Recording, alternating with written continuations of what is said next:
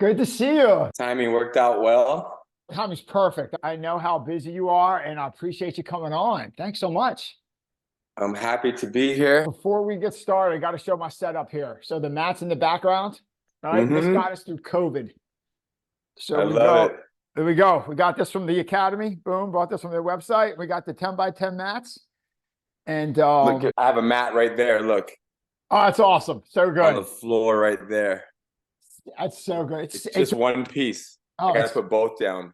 So great. It saved me during COVID, right? Because we're all locked in our house and you guys were doing those online classes, right? You guys went virtual for a while. Yes. Anyway, so good. The new course is amazing. The Combatives 2.0 is amazing. I would love to talk combatives, how you guys created it, what your thought process was. Your first version, I think, saved my jiu-jitsu career. I love it. Yeah, like I'll get into that. And my son, Luca, who's 19, never wanted to train ever. And then during COVID, I started doing some online videos for our school here in Philly. And he was my dummy about two sessions in. He's like, can I learn this? And I'm like, oh, how do I teach him? We're locked in our house. And I'm like, you know what? It's already done, combatives. And we went through the original combatives like 3 times in like a year. And it was awesome. And he just got his blue belt. So it's so cool.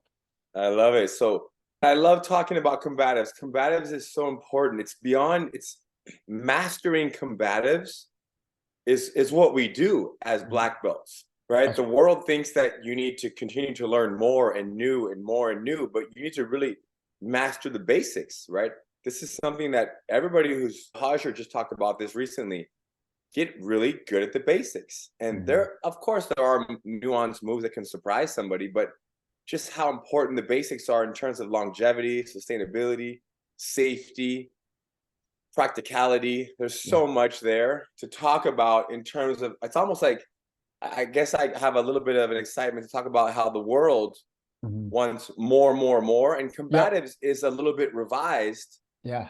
There are small adjustments and a couple of little lessons here or there. It's not so much new content, it's just presented better. Yep. It's filmed in higher quality. We'll get going. Ryron, I appreciate you. Here we go.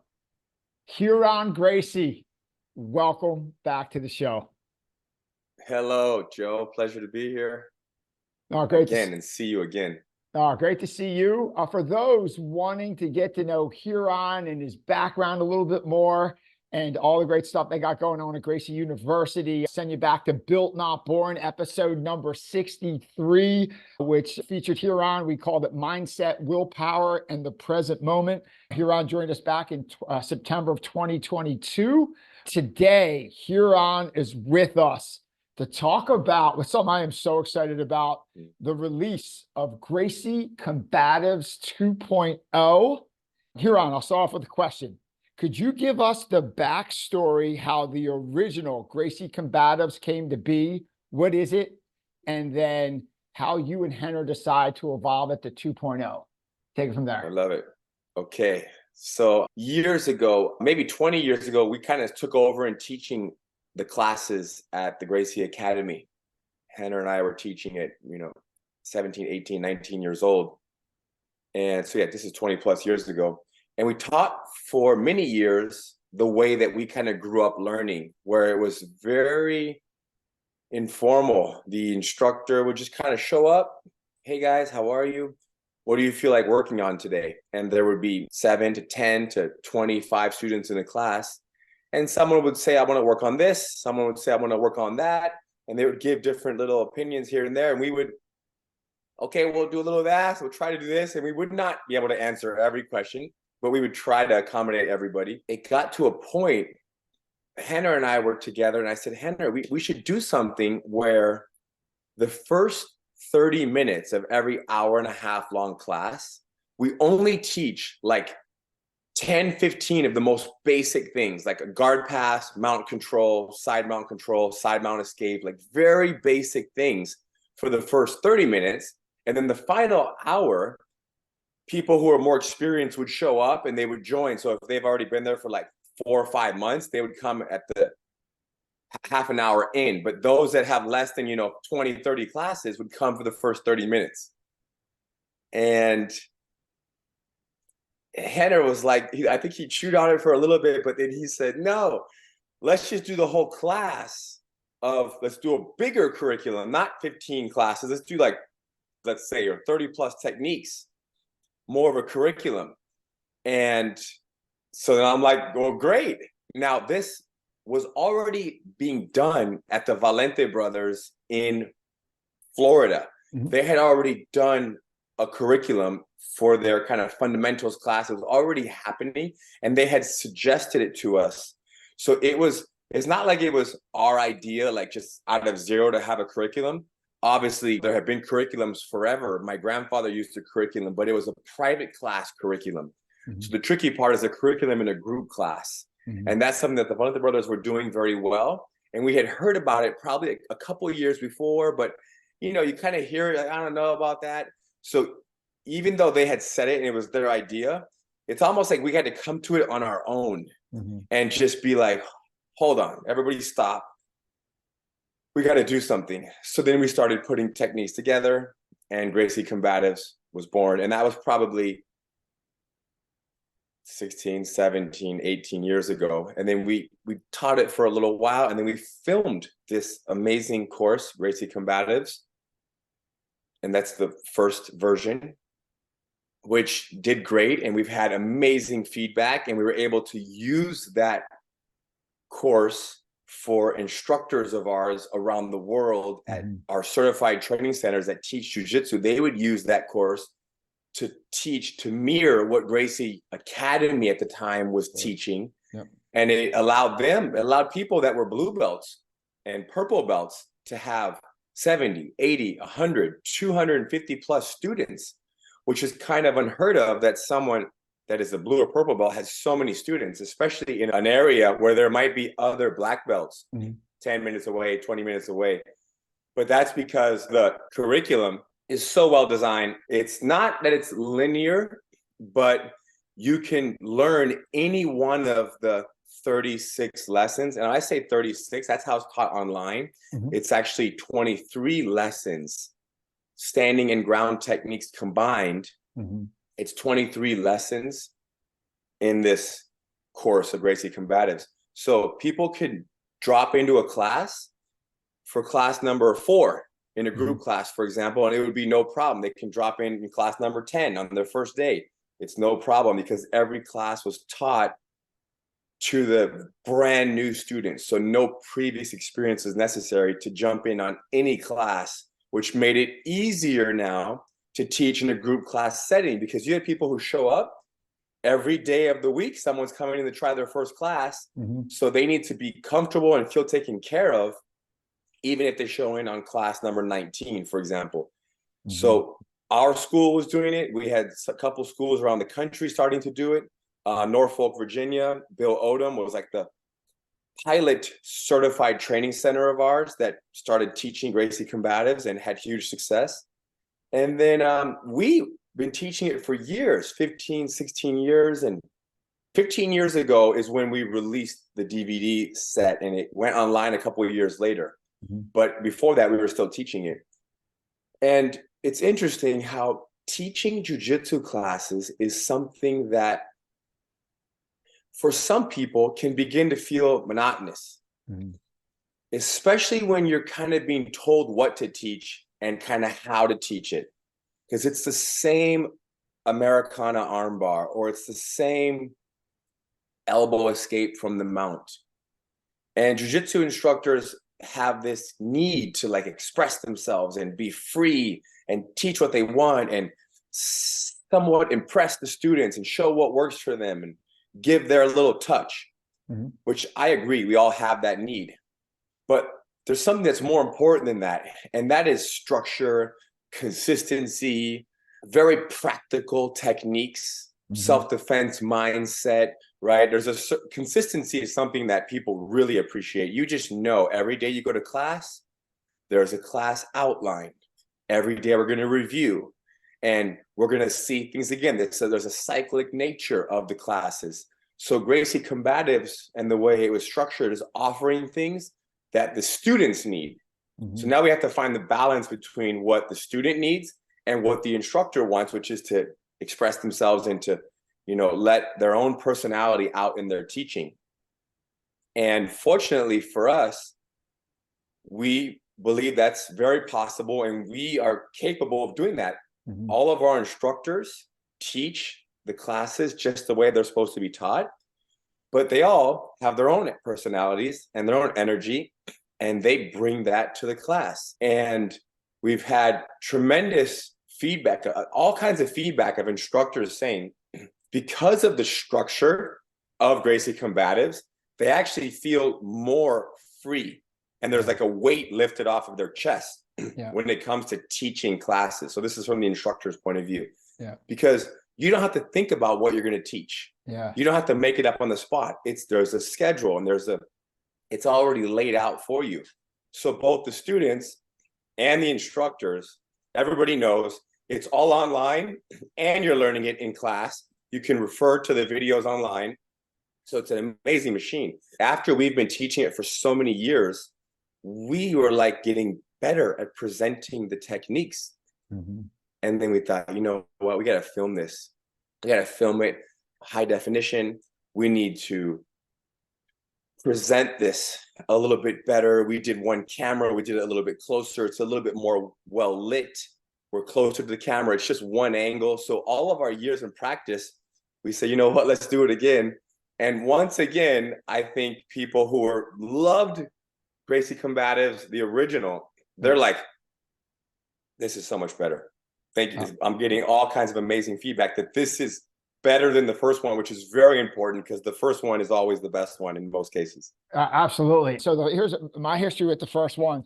Started training back in Philly with Steve Maxwell, right? I got my blue belt. Phil Miglerese gave me my blue belt at Maxercise with Steve.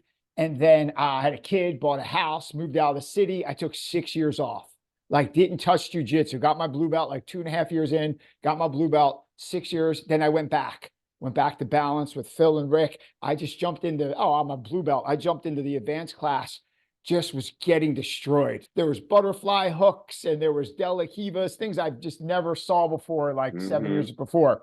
All right, the art evolved. And I was like, I'm ready to quit. Like, I'm just like so embarrassed. Everyone's tapping me out.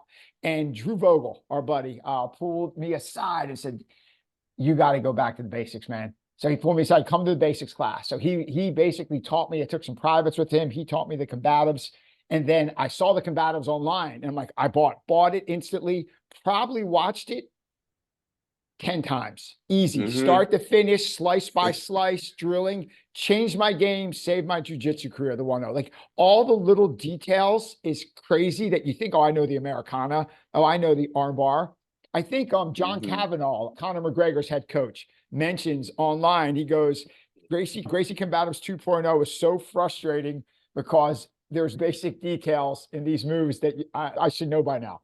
And like he mentioned, like there's basic things that you were pointing out that he's like, wow, it's just so, you can get so creative with the basics.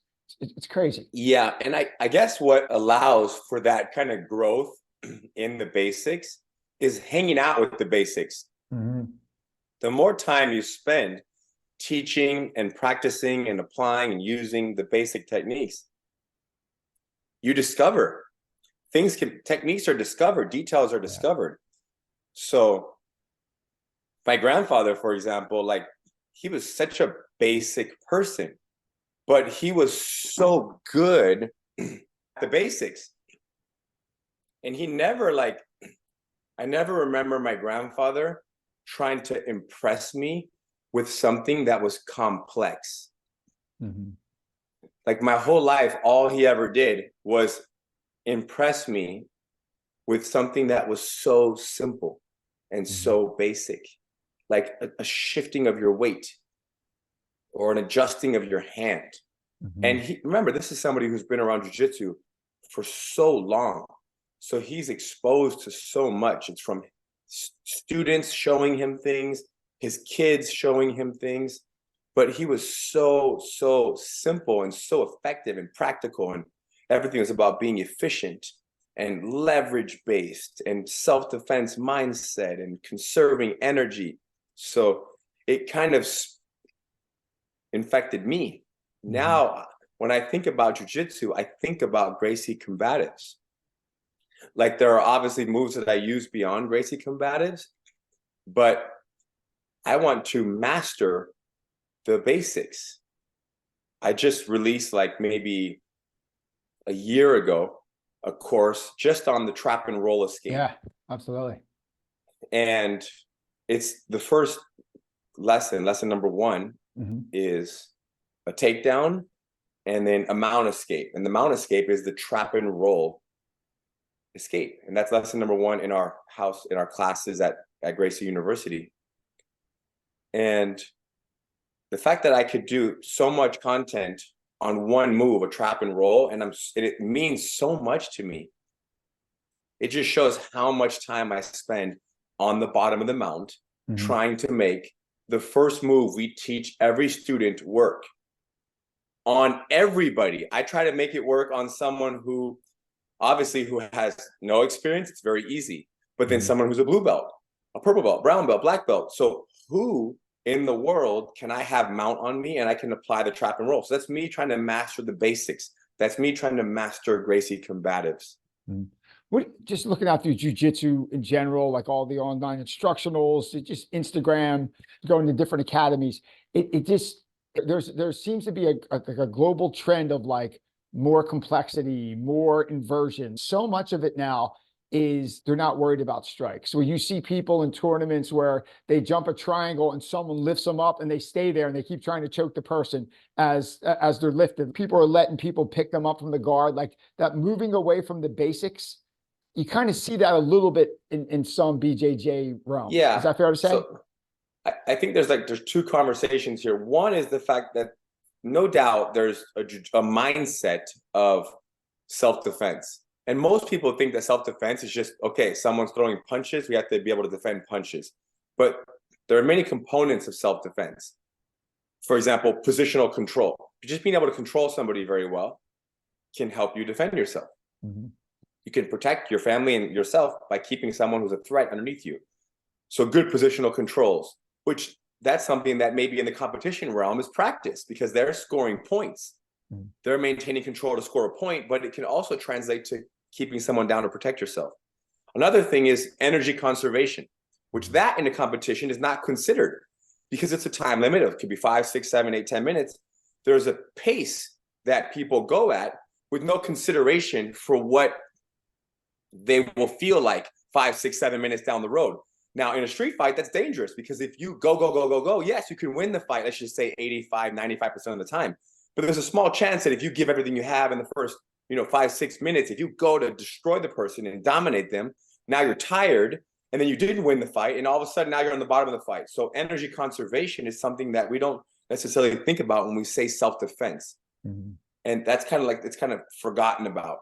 Now, as well as how practical are your movements? So when we think self-defense in a competition realm where you're full of energy and you have your grips, you're strong, you're good to go, it makes sense that a technique might be a little more complex to get underneath somebody, to off balance them, to score a few points and get a dominant position.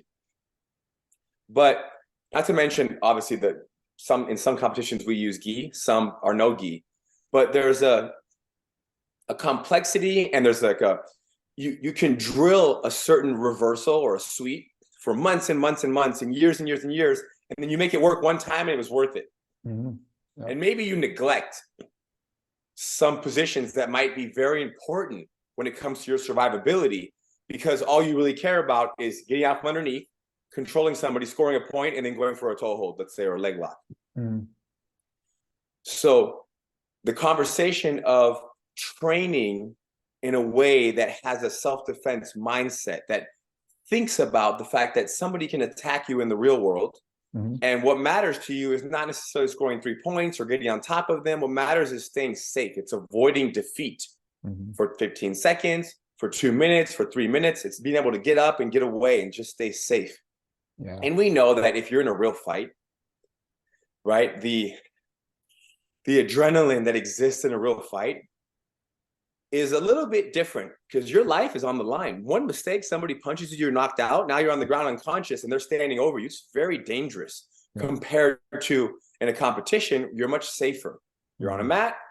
There are referees, there are people, spectators, there's a sportsmanship, there's a care, there's a respect.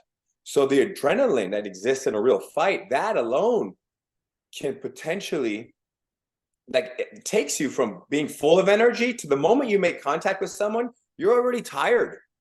So 2 minutes in a real fight feels like 10 minutes, 15 minutes. We've got all kinds of feedback from students of ours, whether they're law enforcement or they're civilians who've been in fights and had to hands on with someone.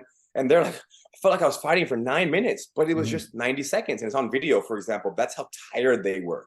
Yeah. So the basic techniques that have the least amount of demand on your body, movements, they're very simple. Those are the ones that are most likely going to help you in a street fight. Just hold the person, understand your positioning. So very much simplifying fighting is how you get in a fight. The person that you're fighting that knows nothing, they're going to bring randomness and they're going to go crazy and twist and turn and kick. You have to be the glue and the weight and the control, and you're the breath of the fight. Yep. You're taking breaths, Yep. right? You're the awareness. They're the crazy. Whereas in the competition realm, it's like even amongst friends when you spar jiu-jitsu, sometimes people shake hands and they just, it's like two squirrels fighting. It's crazy, yeah. Which, that's fun to do. We all love to do that. But when I shake someone's hand, or when someone attacks me in a fight and I make contact, I don't want to be go, go, go, go, go, go, go. I want to be slow, hold, breathe, control, safety, distance management, punch protection, energy efficiency, safety, safety, safety. And then after 30 seconds, a minute, 2 minutes, okay, this person's getting tired. I have an opportunity. I can submit them. I can get up and get away. I can run to safety, because just getting away is victory, because I'm safe. I protected myself. Yeah, that goes to what you said a few times in the course. Like, the most important thing is survivability. So it's just survival. Like, it's like the self-defense aspect, the ability to be able to defend yourself from someone who's bigger, stronger, faster, younger, more flexible. But you could sit there for 5 minutes, 6 minutes and not get submitted. I mean, that's a dub, right? And yes, 100%. And you can practice this survivability every day with your friends when you practice jiu-jitsu. Because when you shake someone's hand and you grapple with a friend, it's not like we're throwing strikes every day at Gracie University. Maybe 1 or 2 days a week, we can train with one person wearing gloves and we're striking very lightly, so that we can we're very aware of where punches can come from, right? When to expect punches based on the positioning of the two bodies. And you understand distance very well. But you can't punch every day all the time, because it is a little bit more stressful, and there is an energy, there's a tension that happens. So once in a while, it's nice, you know, like we do 75, 80% of the time, we will just grapple. But when we're grappling, when you grapple, I think I have to tap you out, Joe, in, like, you know, as fast as possible. If that's how I'm thinking, that thought process rolls over into other areas of your life. So if you get into a street fight, or if you're in a conversation with somebody, there's like this need to, like, get your point across as fast as possible and be right as fast as possible and say what you have to say and not listen to what they're saying. So there's this urgency that exists in the grappling jiu-jitsu that I feel, it's like, even when you drive in the street, how in a hurry are you to get to wherever you're going? We obviously all have places that we need to get in a rush sometimes, but in most cases, like when I drive my car, there's zero rush. I'm just moving from A to B, and B could take me 2 minutes, which, let's say that's submitting someone, could take me 10 minutes. If there's traffic, there's traffic. It's what it is. So there's like an acceptance that the goal is not, there's an acceptance, there's an agreement that I'm not trying to tap this person out that I'm grappling with. I'm trying to move with them through positions, increase my understanding of the positions that I might possibly land in. And if a submission presents itself, I'll take it. If it doesn't, I might just simply defend myself. I might control that person for the majority of the round. So they're all victories. And this matters because one day when you are 45, 55, 60 years old, 65 years old, you might still want to be around jiu-jitsu. My grandfather, Helio Gracie, was around jiu-jitsu in his 90s. And he found a way to continue to practice and play jiu-jitsu. And what he would do is he would do very specific drills. For example, somebody come over here and mount on me, or let me mount on you, and I'll try to choke you, and you defend your neck, and I'll attack your neck. So these small little games within a position of jiu-jitsu, which it was much easier on his body. Yep. And it's overall, it's safer for someone who's 90 plus years old. And he gets to really sharpen and kind of hone in on one skill. So when we train, when we spar at our academy here at Gracie University here in Torrance, I try to explain to the students, don't be too concerned about this go, go, go mindset. Make it to where you get into a position and give that position some time and some energy. It could be a minute and a half. And then tomorrow, put yourself there again and experience it again. So students who are 25, 35 years old are already doing this very specific training of one position that my grandfather was doing in his 90s. I'm trying to teach them, become fascinated with perfecting one aspect of the game. The problem is submissions are so appealing. Yeah, sure. Like tapping someone out is so cool. It's so, if you feel so good, it's so empowering. So the trick is to learn to feel the reward, the same level of reward that I feel if I choke Rener. I feel if I'm able to control him under my side control for like 45 seconds, if he tries to escape 3 or 4 times, if I can keep my brother down 3 or 4 times, it's such a huge accomplishment. It's as exciting as armbarring him. And that's because I know how good he is and how difficult it is to control him. And by making that a victory in my mind, think about what I'm doing like every week, how I'm focusing on controlling all the blue belts, purple belts, brown belts. I'm preparing for him or another black belt. There are many people that are very hard to control. The point is you work on the small parts, and that's, so this is all by way of saying like your definition of victory, which I might have talked about before. The definition of victory is, there are many definitions of victory, and how simple you are. People might think, oh, this move is so simple. The question is, it is simple. It's a simple move. Who can you apply that simple move to? It's a great point.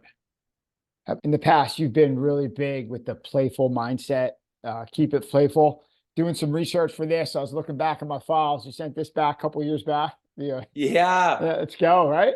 I love it. So like the playful mindset. So you have the one mindset where say the jiu-jitsu practitioner, the bell goes off, the timer goes off at the 5-minute round. They just try to kill each other. They're like in a UFC fight and they're on the mat for open mat. Then you flip it to the other side. You have maybe another mindset of, hey, I might try to control this person for 30 seconds, but then maybe give them some space to move, operate, and maybe they reverse it. Then I'm on the bottom. Yeah. So what's the benefit? Say someone's like, Ryron, you're crazy. I'm here in jiu-jitsu. I'm here to tap everyone in the room. Compared to what's the benefit of, okay, let's play jiu-jitsu. Let's get into some maybe disadvantage positions on purpose to learn how to respond to them. Like, what's the advantage of keeping it playful to tapping the whole room out? The understanding that no matter where you are, there is something to learn. So be aware of how much you resist positions. Okay. I don't have any positions that I resist, meaning there's nowhere that I land and my reaction is like, ugh, I don't want to be here. That doesn't mean that I don't fight to avoid people's advancement. People might want to advance on me. I can fight to avoid it because that's part of maintaining control. But at the same time, once they have overcome my control and they advance their position, there's an immediate acceptance. And once you've accepted it, you can begin to study it. if you have not accepted the position that the person has achieved of dominance, then you cannot really study it because you're still in this kind of fight or flight. I shouldn't be down here. I got to get out of here mindset. Yep. So you're not really present. You're not going to absorb all there is to be absorbed in that new position. Yeah. So it can't really be argued anymore.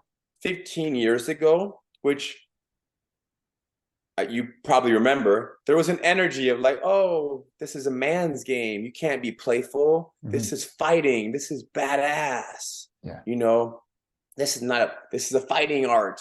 So there was energy of like how playful is not good. And that came from people who were much older than me, from a generation where it was the proving era. They had to fight everybody and beat everybody up. But this is a generation of learning and teaching and spreading, because people more than ever want to learn jiu-jitsu. The question is, can they find a place that's safe for them to learn, that has a good environment, that's safe, psychologically and physically safe for the student? And that's very hard to find these days. But instructors around the world are realizing the importance of beginner programs. They're realizing the importance of encouraging their students to be a little more lighthearted. And they, for example, the Danaher Death Squad, all those guys that train, you know, who are in the competition realm that are taking over right now. From what I understand, it's very common that they start sparring matches in inferior positions. That's amazing. Yeah. Of course. Why would you start neutral, standing? Why would you waste the opportunity of starting neutral? You might as well put yourself in the worst position all the time to build familiarity with the most uncomfortable, disadvantageous positions. This is something that's genius. Yeah. Now, this is something that my grandfather was talking about when I was a kid, because he forced me to do that, right? So now, I hope that, you know, John Danaher took that. I can imagine that he kind of stumbled across that himself because he's so smart, but I can imagine that he also heard, maybe myself, maybe another Gracie, maybe he saw something, maybe he saw a Gracie, maybe he saw Henzo training one time, and Henzo was constantly training being underneath somebody who's trying to knock him out. And then he sees that and says, oh my gosh, if you do that for an MMA fight, if you prepare to not get knocked out, why not prepare to not get submitted? So it just makes sense. So you can see that it's being accepted more and more and more every day. And if you tell someone, you know what, don't be overly concerned with having control of your training partner every single day. Instead, every other day, put yourself underneath them and spend 2 minutes down there before you escape. Yeah. Genius. I mean, it doesn't take someone who's even a new student. If you explain the reason why we do this is so that we can build comfort in the positions that are the most disadvantageous for us. They're going to say, oh, wow, yeah, you're right. We do want to build comfort there. Even though we want to avoid it if we can, we also know that we can't guarantee that we will never land there. And one, comfort builds confidence, right? So you have the comfort there, it builds confidence. And like you said, we can't guarantee we'll never land there. Like you're 25, you're 35, you're a beast, you got quick legs, you're flexible. Maybe no one passes your guard for the first 10 years. Maybe you're that beast in the academy that you're 10 years, no one ever passed your guard and you're not in side control. But let's just say like you said, you want to be like your grandfather. You want to do this, you're 85, 95 years old. At some point between 45 and like 70, someone's going to pass your guard. The new 25-year-old is going to be coming through the gym. And if you haven't been in side control in 20 years, you're either A, a white belt in side control, or B, you're going to quit because like, oh my God, everyone's passing my guard now. I'm worth like, if your whole like mindset is the alpha, no one can beat me. But you know, if you're not comfortable in that, it's just like, it's not forever then. It's for that 10-year period. You're the alpha, right? Yes. I have a very interesting story. I've never told it before. So when I was in Brazil, I don't think I've told this story before. When I was in Brazil, I had spent 6 months at my grandfather's house in Brazil. There was a local jiu-jitsu school down the street. he had never gone there before, but he had known about it. And it was, kind of distantly tied through the family. This brown belt taught jiu-jitsu in the strip mall, kind of top floor, second floor. So my grandfather said, let's go over there and let's just go let you sweat a little bit. Because we were training him and I together on his mat in his house. But now let's go train at this jiu-jitsu school so you can kind of put everything you learned to the test. So we go to this school, we show up, and there's an instructor there with a brown belt and maybe like 8-10 other students. I do the class. The instructor, of course, knows who my grandfather is, welcomes me right in. I do the class. And so it's about an hour class, let's say 45, 50 minutes. And then there's a rolling session of 20, 30 minutes. And my grandfather asked the instructor to roll with me. I'm a purple belt and he's the brown belt instructor. We rolled for, I want to say there were like maybe 8 or 10 minute rounds. Who knows? But a good round. And he wasn't able to submit me, which obviously is something that's all we were working on, the 3 years and years before that. But, for the 2 weeks I was already in Brazil before I went there, same thing every day, defense, bottom side mount, bottom mount, just stay safe. Yep. So now this guy doesn't beat me. Mm-hmm. The class ends. I shake everybody's hand. Thank you so much. Boom. I come back. I think it's like Monday, Wednesday, Friday training, 3 days a week. I come back on Wednesday. I'm in my gi. My grandfather sits down. Everyone's there. The instructor is wearing street clothes. He didn't wear his gi again. And that happened again the next day, and the next day, and the next day.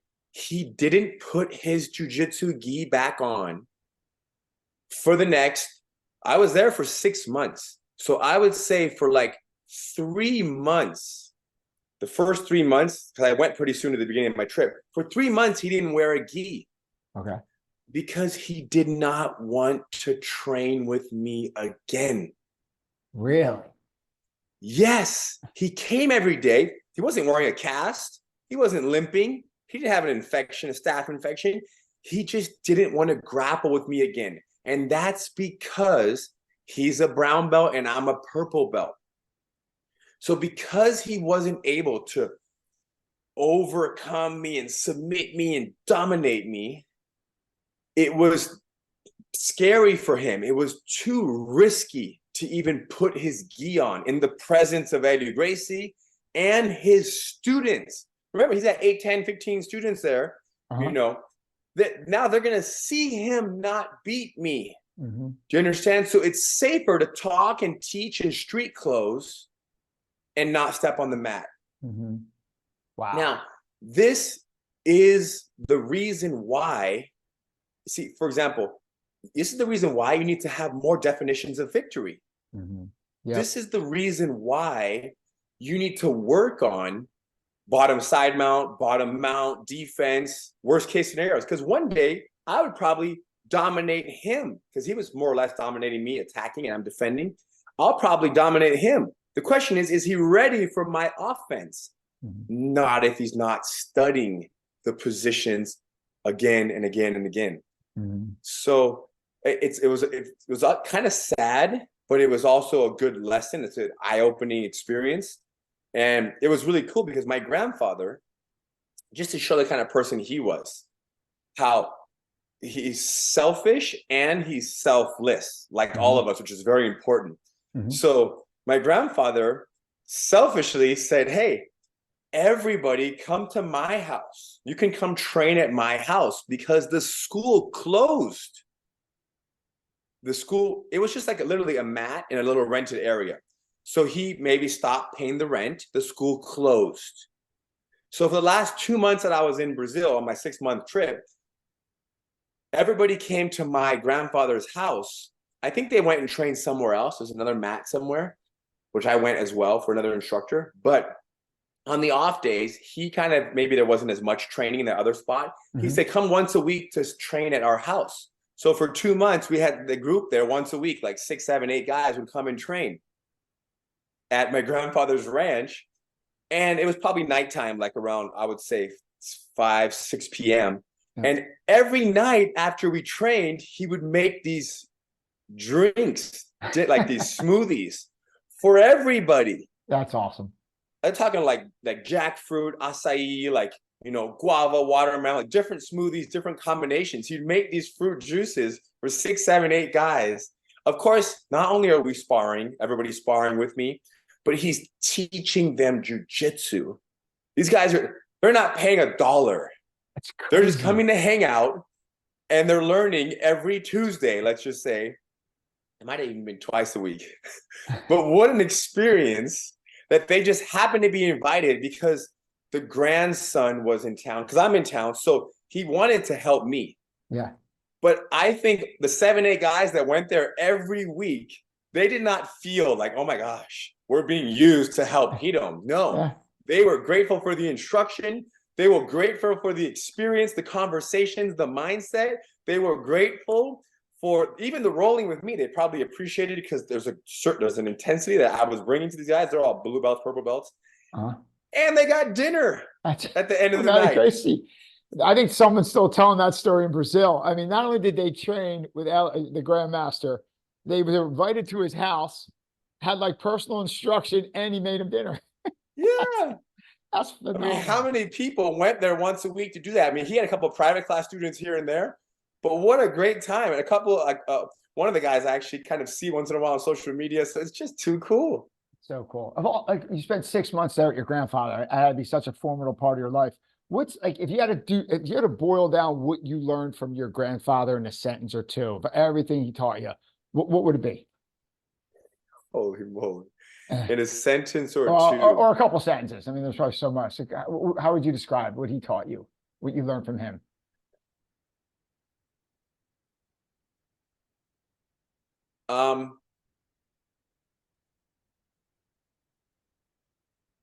What did I learn from my grandfather in a sentence or two? Couple sentences. There's so much. I mean, I tend to start with, you know, I don't defeat my opponents, they defeat themselves. Yeah. Which that allows you to just step onto the mat, step into the ring, step in, you know, get into a fight. I'm not here to beat you. I'm here to defend myself, exist in this fight. And if you defeat yourself, great. If you don't, great. So I don't beat you, you lose. And there's the other one, which is if you do not lose, you can only win. If you don't lose, you can only win. So he saw that as a draw is a win. A draw is a win. And I have students, I shake a student's hand sometimes, I roll with our students, and some students just really want to tap me out. And I'm like, you're a purple belt, you're a blue belt. Like, they really fight hard to tap me. It's okay. I had that phase as well. But fortunately, while I had that phase when I was a blue belt, purple belt, I also, one day a week, you know, when my grandfather was around for a couple months, a month or two here or there, I would be reminded of how that's fun to do sometimes, but we need to also do this. And that is the training, surviving, defending. I think that was really on display. That survivability is a win. I remember back in the day at Metamoris when you took on Galval. Yeah. And then people were floored that you weren't tapped out. They thought it was going to go a minute, 2 minutes. Like, you took that fight like really quick. Like, it wasn't, not that you had a lot, I don't recall the time frame, but you took it kind of quick and you weren't tapped out and people were floored. Yeah, that wasn't that quick. That was like a month or two. Josh Barnett was okay. The Barnett one was quick, like 4 days. But the Galval one, they were for sure, because he was like tops in the world then. Like, he was probably #1 in the world at the time, and then like you survived, and people were floored that you weren't submitted there. Yeah, here's what happens too. Is like, what you need to understand when it comes to not getting submitted, it's not that difficult. All that is required is a shift in mindset. And the most important mindset is, I don't defeat my opponents, they defeat themselves. Because if you have this idea that you have to defeat your opponent, you will inevitably expose yourself. you will burn energy. So this idea of like going after someone, even though it can result in you submitting them, it also results in you exposing yourself. Yeah. I think your defense is the weakest. So when it comes to, like, I have purple belts sometimes that I'm like, man, like if I beat them once here or there is one thing, but they should be at a point where it's very hard to submit them because their priority should be defense. You know, at least sometimes they should learn all of my submissions. Obviously, there are some people who are amazing and they have a few submissions that they just catch everybody in. But in general, like if you're visiting a jiu-jitsu school in Thailand and you roll the black belt and you're a purple belt, you could take it two ways. You could try to submit that black belt, or you could say, you know what, I'm gonna keep my elbows tucked in, kind of hands near my neck. I'm gonna observe what they're doing. I'm gonna watch them. So me not losing to Andre Galvão is not impressive. What is impressive is that as I've grown up, I have let go of this idea that I need to beat people. And that was possible because of my grandfather's influence. that's phenomenal. I think you mentioned in the law of human nature in the intro to the Combatives 2.0, you think you said, when you fall on the ground, don't become your worst enemy. And that's with that whole mindset of taking care of the defensive side. Don't do something crazy because you don't want to be in a certain position, kind of flow with it, be playful. Yeah. Yeah, we say that if you're uncomfortable on your back, you will give your back. Right? That's the law of human nature, is that people are just not, they don't lay in a horizontal plane except for to sleep. Yeah. You know what I'm saying? So everyone's just get up, get out of here, go, go, go, go. So you're because you're not comfortable on your back, you end up turning and giving your back to your opponent. And that's very dangerous. 100%. How about this? I know your time is limited. I was wondering, to wrap up, a couple of fun rapid fire questions for you. Is that cool with you? Do it, yeah. First one, what purchase of $100 or less has most positively impacted your life? What purchase of $100 or less? Let's just say I have two. So I purchased a game the other day with my kids, a little card game. Yeah. Rat-a-tat-cat. Like my kids like it so much. So the fun that we have with this game, and there are so many other games, I'm sure, but if you can buy something that's cheap and you have kids to play with your kids, killer. Yeah. And then I also have this, I bought a phone case recently. I actually have the laptop one right here. You see that's for my whole laptop. It's a Faraday bag. So it's from a company called Silent, SLNT. And I basically have a little phone case and I put my phone in it. And then my phone blacks out, meaning my wife doesn't know where I am on Life 360, on whatever, Apple, Find Your Friends. You know, no one calls me. There's no service. Nothing travels in and out of the phone. So I put my phone in this and I put that thing in my pocket. It's a little bit big for some of but overall my shorts, it fits perfect. Okay. And it's the sleeve that my phone exists in, and I'm completely off the grid. Now, I like that for two reasons. One, I don't like the transmitting my phone near my groin. I don't like that. People drive and they put their phone like in between their legs, like right in their private area. I'm like, why would you do that? It's like searching Bluetooth, Wi-Fi, everything's transmitting right through your body. No, thanks. So that's number one. But also the process of taking your phone out and opening the flap and taking it out of the sleeve is a little bit annoying. So I go to my phone less. That's awesome. And you just buys your freedom, peace of mind. Oh my gosh, you're more aware, more living in the present moment, right? Like it's just awesome. How about this? What's the worst advice or trend you see in the world of BJJ now? Worst advice or trend do you see taking place overall? I would say that the trend of always wanting to learn new things and kind of offer new things and show new things and teach new fancy things. Anybody can go online and search techniques and watch something kind of complex and fancy and then teach it. I could be doing that. And I could probably teach it pretty well and understand it pretty well. But when the whole world is trying to constantly impress everybody with jiu-jitsu speed and complexity and, you know, really advanced techniques, it is very cool to see. It's entertaining, but at the same time, it is a little bit separate. It's a little disconnected from what the world needs. And that is very basic, keep yourself safe jiu-jitsu. And that goes back to Gracie Combatives, because I'm thinking about the 95% of the world, I don't know what percentage, does not do jiu-jitsu. So it's important that we always remember to like stand behind simplicity and the basics. Because when we do that, the world says, oh, wow, look, that's a basic move. And, you know, it's almost like the further basic moves are shared. Like, for example, when I share a video, it might get, you know, 25,000 views, 45,000 views. But there are other videos that get 9.7 million views, which that's okay. It's because of the level of complexity and entertainment and speed of it. It's so cool. Even I'm like, I might watch it 6 times. I help those views. But for someone who's like, I want to learn to defend myself, that's not going to help them make that choice. Yeah.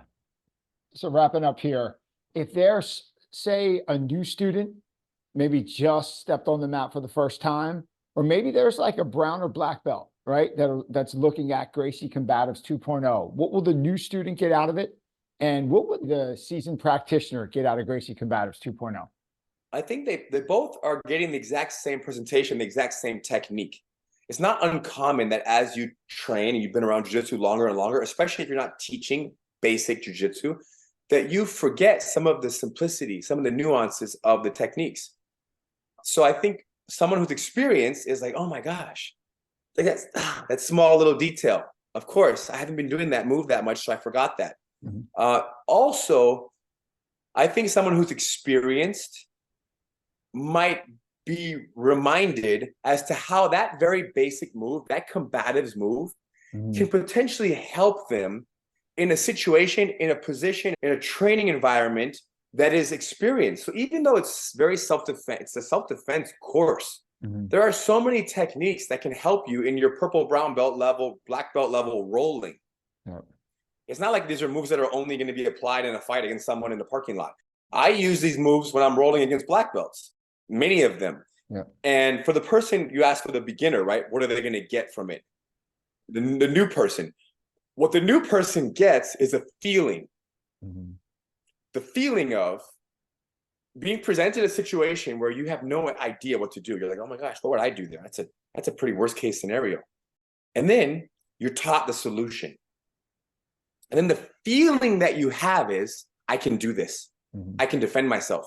I can stay safe, protect my family. I don't have to be scared. I'm ready for what the world throws at me. So that feeling of confidence, and it's not just a feeling, it's a reality. You actually have a skill now. So to go from not having any idea what you would do to an hour later, now you have an idea. Oh my gosh, it's 1 hour or even less, 30 minutes of your time. I have no idea to now I know. It's like anything. Like I have no idea, for example, how to fix a broken refrigerator. If someone could coach me on like the most important things in like 15, 20, 30 minutes, man, I might do that lesson. And when it comes to self-defense, we cannot argue the need. I don't care who you are. Everybody out there wants to know how to stay safe in the world. Comfort builds confidence, right? 100%. Last question. We talked about a bunch over the last 60 minutes. Ryron, if you could have everyone listening take just one lesson away from everything we discussed, what would that lesson be? Everybody wants to know how to defend themselves. And it's those of us that do jiu-jitsu, what can we do to help give that to them? How can we help guide them there? How can we hold their hand and walk them there? That's it. Self-defense, build confidence. Ryron Gracie, I'd like to thank you for joining us. If Ryron, people are looking for you, Gracie Combatives, the Gracie University online, where can we find you? GracieUniversity.com. We will see you there. Awesome. Ryron, great to see you, my friend. It's been a pleasure. Thank you, sir. Have a great rest of your day. Everybody, all the best, everybody. Peace.